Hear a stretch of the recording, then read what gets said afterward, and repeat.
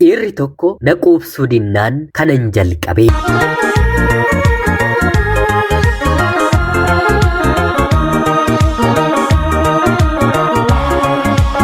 Yeroodhaaf maqaa kiyya himachuun barbaadu kanan dhaladheetti guddadhee Jiituu Magariituu Oromiyaa keessattidha.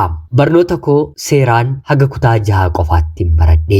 Sanaan booddee jireenyis ta'ee ani carraa barnootaa waliif kennuu hin arganne. Haatii fi abbaan koo intala dubaraa dhala ana qofaa kan argatanidha. Erga anaan godhatanii booddee haati koo dahuu waan hin dandeenyeef abbaa koo waliin isa bu'uttis isa bahuttis baay'ee walitti bu'u. Dhala argachuun yookiin immoo qabaachuun kennaa Rabbii ta'us gaa'ila erga dhaabbatanii booddee garuu dhalli hanqatee jennaan rakkoo maatii gidduutti akka inni uumu homaa gaaffii tokkollee hin qabu. Warri ilmaa yookiin immoo intalaa maali tokkoon haftamoo hiriyoota keen ilaaltu wal jechuun hin oolu.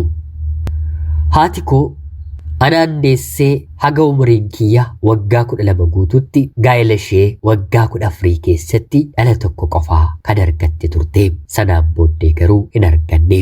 Argachuudhaaf yaalii garagaraa gooteetti haa ta'uutii garuu hin milkoofnee fi maatiin abbaa kiyyaas haati kiyya wanta dahuu dadhabdeef ollaa fi fira abbaa koo biratti haadha manaa kee haadha kee ishee maseenamo jedhanii ishee arrabsu jechaanis ishee tuqu. Ilmi isaanii yookiin immoo abbaan koo akka sheerraatti adda bahuuf yaalii yookiin immoo boolla isaan hin qonne hin jiru.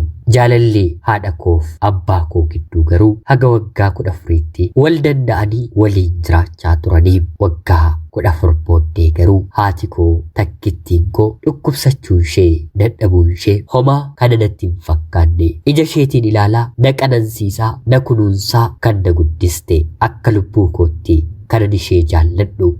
Addunyaa kanarraatii na jalaatii boqotte. Yeroo haati kiyya boqotte sanatti abbaa koo waliin baay'ee walitti bu'aa. Walirraatii adda bahuu foo'aa yookiin immoo hidda xiqqoo qofatu ture.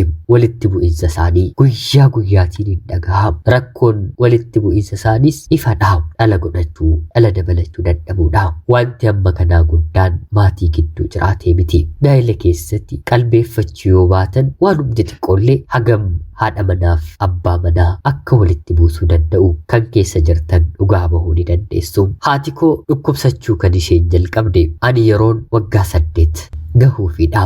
Baay'ee ishee dhukkuba. Bakka tokko deemtee kofalteetti gammaddeetti yookiin immoo gadditeetti boosseetti taanaan lafaan ishee maree ishee kuffisaa. Namoonni fayyaa isliipsi dhukkuba jedhan lafaan martoo gaggabsoo dagachiisaa dhukkuba jedhamu kana jechuudha.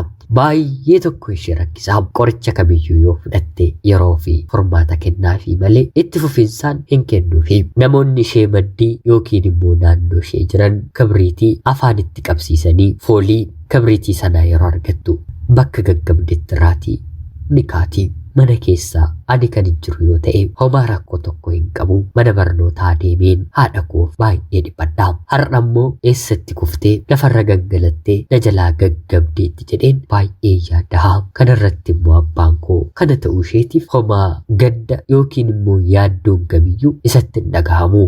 Yeroo suma haadha kee ishee maraatu jedhee natti deebisa. Haadha manaa koo ishee maraatu jechuun maatii isaa taasaha. Haadha manaa koo ishee gaggabsoo qabdu jechuun hariyoota saattaasaha. Ishee yaaluu yookiin immoo fayyisuuf bakka addaa geesseeru hin qabu. Maal ta'a Rabbi guyyaa tokko si galaafate otuu jedhuudha. Haati kiyyaa addunyaa kanarraa waamamtee gara isaa dhugaa murteessuu fuula Rabbii deemte. Haati koo boqotte ani kallacha of hin wallaalee kan hin qabu kan hin jaalladhu harki kiyya mirgaa jiraachuu fi kan hin fedhu isheef ture na harkaa Rabbi fudhate. Sanaan booddee anis sammuun koo tuqame. Tuqamuu qofa otoo hin taane akkuma haati kiyya gaggabdee kuftu anis gaggabeen daandii irratti kufuu jalqabe.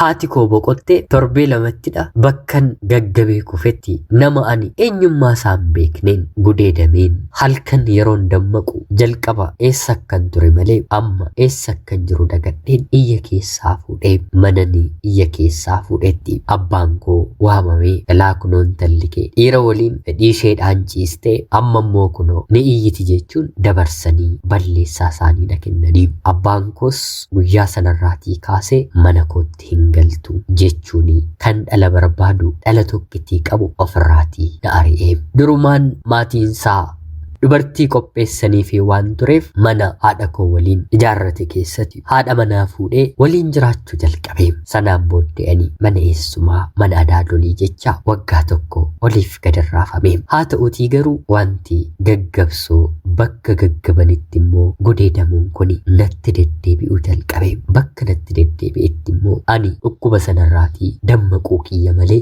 wanta narratti ta'e waan hin ilaalleef guyyaa 2-3 mana daadolii koo eessumoolii koo keessatti sanyiin kormaa ilma dhiiraa uffata korratti arganii. Kanaan intalli kun baalagee barteetti baalagee dhanaan jechuun firri ija isaa duruunfatee na jibbee ofitti hin fidina ijoollee keessan balleessiti jedhameeni qubni natti qabame.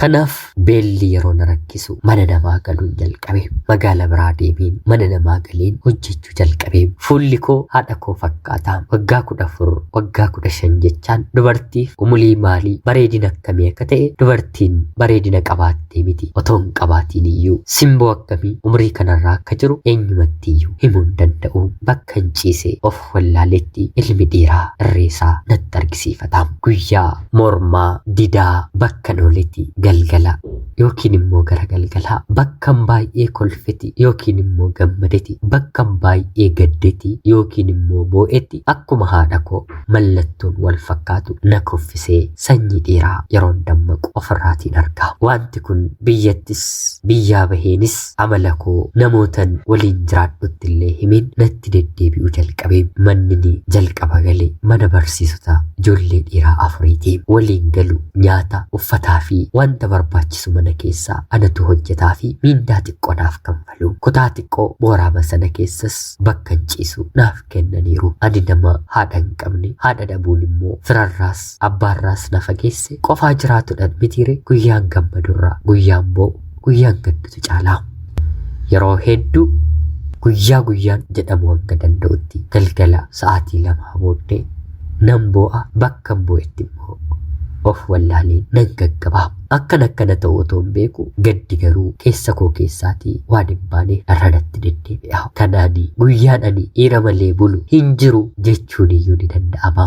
Kana ta'uu koo kan hin beeku erga isaan na biraa deemanii natti taphatanii booddeedha. Ni beekama qaama ofii namni wallaalu mitire. Akkanaan isaan bira naannoo baatii 4 hojjedhe. Baatii 4 booddee jaalallee mataa isaanii waan qabaniif ofumaa walitti bu'anii anaan mana isaaniitii na baasanii. Sanaan booddee mana nama gara biraan galee maatii haadha manaa fi abbaa manaa ijoollee 3 qabanidha. Haati manaan bakkee keessatti buna gurgurti, abbaan manaan immoo hojjetaa mootummaadha. Bifas haga tokko waan hin qabuuf akkuman mana ishee galetti haati manaan bakka bunaa akkan keessummeessu na taasifte. Yeroo kanatti bilisummaa akkanaa argadhee waan hin beekne ijoollee faana haasa'uu kolfuu gabaa gaarii ta'e gara mana sanaa harkisuun jalqabe. Ijoolleen dhiiraa haasoftuu waan hin ta'eef jireenya koo waan hin beekne na waliin taphatu. Anis nanaasa'a haga tokko mana sana galeen gaddi koo narraa fagaachuu eegalee. Jaalalleellee sa'aatii sanatti qabachuuf yaaleera. Haa ta'uuti garuu dhukkubni koo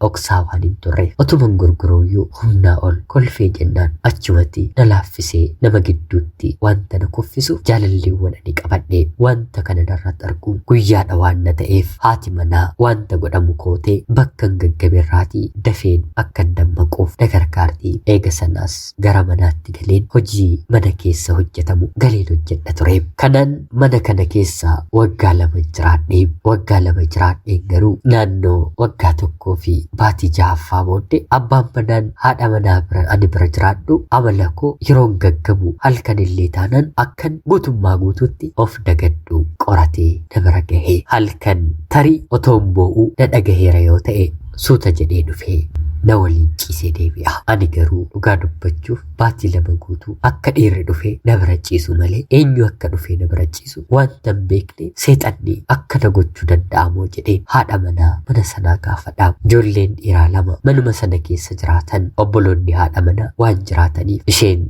tarii keessa isheetti isaantu akkana godha jettee yaaduu ni dandeessi ta'a. Haa ta'utii garuu guyyaa tokko abbaan manaan dhufee na waliin ciisee moobaayilii isaa na biratti dagatee jennaan isaa akka akka ta'e ani bira gaheen afaan koon qabadhe dhumarratti otonni na waliin ciisu haati manaa harkaaf harkatti qabate iyyitee ollaa poolisii abbaa manaatti waamsistee hanga ollaan dhufee poolisiin mana gahee daqiiqaa 30 ol fixutti ani of hin beekun ture.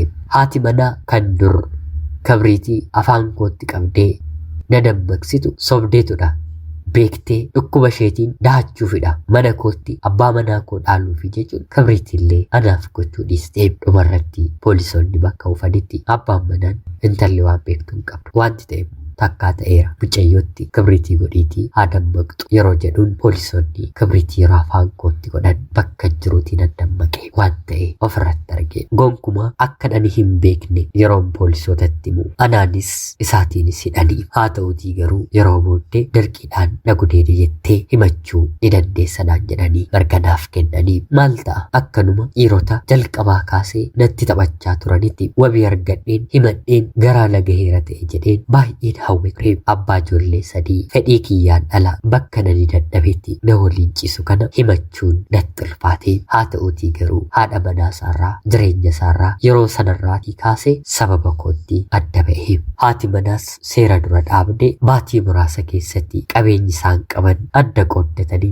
ijoolleenis haadha keenya filanna jechuun haadha isaanii waliin jiraachuu jalqabanii kanaan mana kireeffatee qofaasaa jiraachuu bakka jalqabeet bakkan mana namaa hojjechaa jiruutii na barbaade na waamee sinfuudhaa na waliin jiraadhudhaan jedhee anis jireenyi kanaan booddee akka naaf hin dabarre milkii addaa akkan arganne waan hin beekuuf itti yaadeen guyyoota muraasamnee mana namaan hojjedhuutii baheen isa waliin jiraachuu jalqabee innis wanta barbaaddu hundumaa siif guuteen si jiraachisanaan jedhee tole jedheen waliin jiraachuun eegalee maarreegaa namni kun hir'ina koo yoo maal godhe maal akkan ta'u waan beekuuf guyyoota nani fedhii kiyyaatiin isa waliin ciise anatti gammadaa miti fedhii kiyyaatiin ana waliin ciisurraa tooftaa innitti yeroo hunda fayyadamu galgalaa wanta na gaddisiisu waa'ee maatii koo waa'ee jireenya koo akkan haasa'u akkan odeessu na godhe yeroo himimmaan ija koorra lola'u akkan of dagadhu waan beekuuf yeroo sana akka barbaade na godha ture.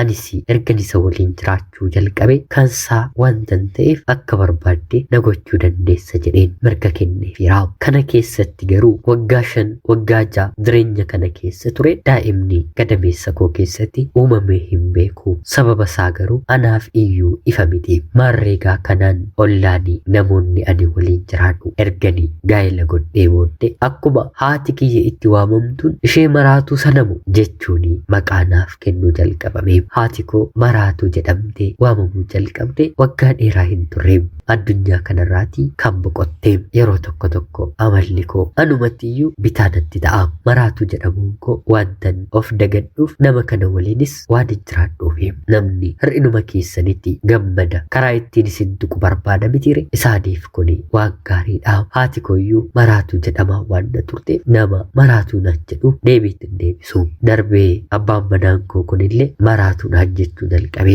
baatii 6 baatii 7 yeroo finnu balleessaa kansaa fedhii kiyyaan ala isa mana haadha manaasaa keessatti dhufee na waliin ciisu beekteetudha jechuun akka ani balleesseetti natti qabachuu na reebuu na tumuu jalqabee baatii muraasaaf nan obsan ture nan danda'an ture haa ta'uutii garuu yeroo tokko baay'ee humna kootii ol ta'ee harka kiyya bitaa galagalchee yookiin immoo malaqqaqee buusaansaa bakka lamatti lafee koorraa gadhiisee humna kootii ol yeroo ta'u sagalee koo baasee nan iyyee yeroon iyyuu ollaan darbate maal taatanii yeroo jedhu dirqiidhaan fedhii kiyya malee abbaan manaan koo na gudeedaa jira jedheen deebisee fi poolisiin battala dhufe isa qabee warreen ollaan poolisoonnis wanta dhagahanii abbaan alangee abbaa manaa koo irratti himata badhee innis lakki jaalaladhaa dhaga'oomadhaa haadha manaa koo nan sirreeffadha yeroo jedhu abbaan alangaa si gudeedaayiraayii dirqiidhaan si waliin ciisuuf yaalii godheeraayii yeroo naan jedhan eeyyeen kunoo haga harka koo cabsutti jedheen harka kiyya miidhame seera duratti argisiifadhe eega sanaa harki koo baatii 2 na rakkise mana dhidhiibbaatti naaf deebi'ee bakka isaatti kanaan gaa'ela saarree akkan deeksise waan beekaniif warri ollaa isa dura anaaf birmatan hidhamuu isaatti immoo gara isaatti galagaluun wabiidhaaf warri ijaan argan jedhamanii gaafa waamaman lakkii inni nama nagaadha isheetu yoo gudeeda ta'e malee inni isheen gudeedu jechuun seera duratti akka nani balleessetti na himatanii. Haa ta'uutii garuu seerri ija hundumaan waan ilaaluuf harka koo isa cabee mirkaneeffatee abbaa manaa koo kanatti baatii 7 irratti muree hidhaa salphaatiin jechuudha. Eega sanaa inni mana adabaa gale ani jireenyi bitaa natti galte achi yoo ba'e namni kun anumaafiyyuu garaan laafu jedheen wanta mana keessa jiru biteenni kaa'eeru televiizhina, warqee, moobaayilii fuudheen gurgureen gara magaalaa Finfinnee dhaqeen. Finfinnee dhaqeen paaspoortii baafadheen biyya hambaati piroosesiin eegaleen. Kan nama ajaa'ibu torban ani balali'ee abbaan manaan koo mana hidhaatii ba'ee na ajjeesuudhaaf bakka hin jiru na barbaadu eegaleen. Rabbi lubbuu koo na oolche. Sanaan booddee biyya hambaa deemeen waanuma fedhe ta'uyyuu abbaa koodhaatii abbaa kiyyaatiin haati koo maal taateeti gaggabaa turte dhukkubni isheen qabdu guutummaa guututti narra jira. Anaanis maraatuu naan jedhu turanii warri biran ture jedhee yeroon gaafadhu dhiisime yaa tala koo anaafiyyuu erga wanti hundumaa darbee naaf galee haadha keedhaan kan galaafate warra koo haadha koo abbaa koo obbolaa koodha. Mana qaalluutti deemanii akka isheen nama hin taane akka maraattu akka dhala hin godhanneef kan ishee xaxan warra koodha. Erga haati kee boqottee booda sanyii keenya keessatti dhalli nagaan illee dhalatee hin beeku. Rakkadhee abbaa dhiifama gaafannus ni wallaallee siin illee argachuu nan dadhabee yaan tala koo simii dheeraa bakka jirtutti dhiifama keenaaf godhii jedhee abbaan koo achi as natti deebisee anis nahuun kun immoo maaliree akkamittiin ofirraa buusuun danda'a yeroon jedhuuni salphaadha. Maallaqa na gaafatanii warri qaalluu obbo Abaluu yoo kana goote kana ta'uu danda'a jechuun na gaafatanii jedhee naaf deebisee anis maallaqni suni humnuma isaa ta'eeti malee baay'ee xiqqoodha nan ergee fi kan isin ajaa'ibu yeroo sanarraatii kaasee gaggabsoon narraatii dhaabbate. Haa ta'uutii garuu battala gaggabsoon narraatii dhaabbate fedhiin dhiira waliin buluu kiyyammoo baay'ee dabalee halkan boqonnaan qabu yoon dhiira waliin ciise malee jechuun keessi koo na mormaa. Mana arabaa keessatti immoo abbaa manaa fi ijoolleen ala gadi ba'anii dhiira biraa arguun waan hin danda'amne kun immoo na ukkaamse. Kanaan baatii muraasa dalageen mana sanaatii baheen baduun ijoollee kireeffatanii jiraatanii waliin jiraachuun eegalee. Kana keessatti illee ijoollee dhiiraa nan argadha. Haa ta'uutii garuu garaa nan gahanii ijoollee dhiiraa waliin ciisurra fedhii kiyya mataa kiyyaan fixachuutu na gammachiisa ture. Haa ta'uutii garuu hiriyoonni koo waliin baran jiraadhu ulfaatinni koo guyyaadhaa gara guyyaatti baay'ee hir'isaa baay'ee dhukkubsachaa baay'ee miidhamaa waan hin ture mucaan kun hinduutii yookiin gara biyyaatti hagaltuu rakkoo ishee nutiyyuu beekuu hin dandeenyaan jedhanii halkan yoo xiqqaate otoo na dhukkubullee si'a 2 si'a 3 fedhii kiyya ofirraatiin baasaa. Yaadni sammuu koo bakka hojiillee deemnaan waan hunduma fedhe gara sanatti jira. Sareen illee otoo na gaafate wanta didu natti hin fakkaatu. Kanaan gaggabsoon narraa bade kun immoo natti ce'ee dhumarratti waggaa 3 hojjedheen hojii mayyuu hojjechuu yeroo dadhabu maallaqni na harkatti hafeeru gatii xiyyaaraa qofadha. Tikkeettii kutadheen gara biyyaatti deebi'ee abbaan koo fuudhee ijoollee 2 godhatee ture isa waliin mana keettiin du'a jedheen isa bira dhufe. Kanaan haati buddeenaa kiyya toon ija kootiin argu mucaan kun hinduutu jechuun mana yaalaa mana amantaa tsabala bakka garaagaraa na geessu jalqabdee dhumarratti kan naaf fooyya'u jalqabe yeroon tsabala dhiqadhudha. Guyyaa 7 dhiqadheen waan abbaan koo natti hime warri isaa akkoo akaakayyuun koo waan haadha kootti godhan dhalli akka hin tolleef kan dhalatte akka maraat akka wallaal namaa gadi akka jiraat jedhanii kan irratti moran anarrallee akka jiru waan hunduma isaa diinni keessa koo dhokateeru afaan isaatiin baasee yeroo dubbatu moobaayila kiyyaan rikkardinaa godhanii na dhageessisanii yeroo sanarraa kaasee dhukkubni ejjaa dhukkubni gaggabsoo maatii irraa namarraa kan natti dhufe baatii 2 keessatti narraatii haxaa'amanii haadha koodhaan kan maraachee hojii harkaa akkoo akaakayyuu kiyyaatiin gaa'ela haadha koof abbaa koo kan dhiigee hojii harkaa isaaniitiin anaan bakka hin deeme hundumatti akkan gudeedamu kan taasise hojii akkoo kiyyaaf akaakayyuu kiyyaatiin anaa fi jireenyi akka hin taane kan taasise hojii akaakayyuu kiyyaaf akkoo kiyyaatiin booddee irratti anis irratti dammaqee gara fuula rabbiitti deebi'ee balleessaa koof dhiifama gaafadheen gaa'ela diigamellee waggaa 5 booddee rabbi na gargaare abbaan manaa haadha manaa isaa deebi'ee isheettis isattis wanta keessan ture bilbileen itti muun anarra goree ana keessa bulee afurri hamaan maal gochaa akka ture viidiyoodhaan maatii sanaaf yeroon erguu fi lamaan isaaniiyyuu walitti bu'anii walitti deebi'anii anis eega sanaatii carraa gaa'elaa argadheen asuma biyya koo keessatti gaa'ela godhadheen jiraachuu jalqabee. Kan nama ajaa'ibu dur dhiira waliin ciiseen kan daa'imni na keessatti uumame hin beekne gaa'ela godhadheen baatii 3 ulfa ta'uu koo ofirratti hin bareen hojiin rabbii hojiin waaqaa bakka hundumaatti iyyuu dinqiidha. Tarii harka keenyaanis harka namaanis jireenya jiraachuu qabnu jiraachuuf dagachuu yookiin immoo wallaalu karaan nu jalaa baduu ni danda'a. Waaqayyo garuu hundumaa danda'aadha waan ta'eef fakkeenya isaatiin fuula isaatiin kan uume gatee waan hin qabneef anaanis bakka nuuf dadhabeti bakka du'aa fi mana warra koo galeti deebisee lubbuu natti kenneef maraatu ejjituu wallaaltuu fi kanneen kana fakkaatanii maqaa koo turanii har'a garuu rabbi na jijjiiree haadha mucaa ta'eera. Galanniif ulfinni hundumtuu isa qofaaf haa ta'u. Ana obboleettii keessan naannoo magaalaa Finfinnee irraatiin ulfaadhaa nagaatti galatoomaa.